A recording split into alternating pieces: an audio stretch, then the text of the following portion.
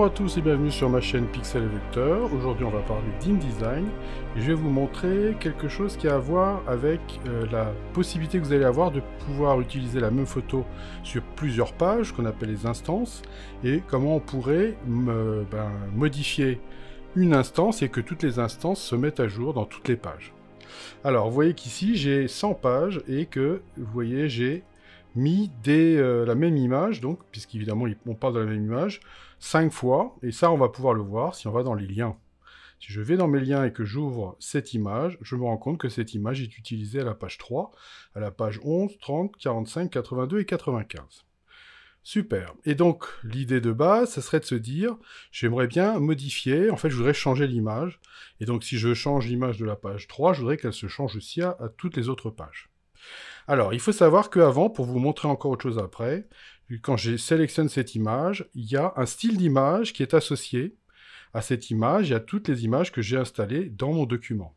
Alors, qu'est-ce qu'il y a dans ce style d'image? Il n'y a rien de bien grandiose, ni de bien sorcier. Je vais juste avoir un ajustement de bloc que j'ai mis sur remplir le bloc proportionnellement. Et je l'ai mis au centre, c'est-à-dire que donc si ça doit couper, ça va couper sur les bords, mais l'image va rester au centre. Et puis la deuxième chose que j'ai faite, c'est que j'ai aussi mis un habillage. Donc, vous voyez, j'ai mis un habillage tout simple avec 3 mm tout autour. Voilà, c'est tout. Et j'ai appliqué ce style à toutes mes images.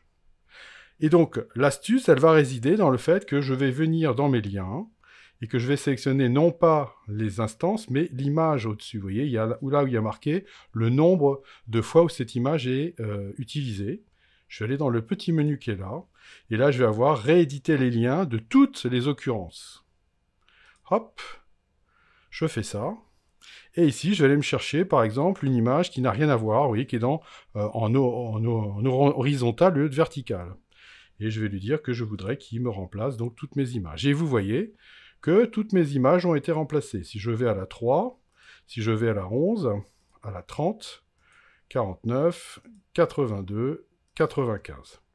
Le problème, je vais revenir sur la 3, c'est que j'aurais bien aimé aussi changer la position de mon image dans toutes mes occurrences. Instance, occurrence, c'est la même chose. Et donc voilà ce que je vais faire. Eh bien, c'est très simple, je vais modifier mon style. Vous voyez que le style image est appliqué à la totalité de mes images. Je vais revenir ici, et je vais lui faire une option de style.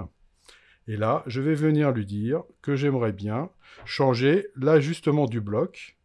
Et là, vous voyez, je voudrais... Alors, j'ai l'aperçu de cocher, et je vais lui dire que j'aimerais bien que ce soit plutôt sur le côté droit.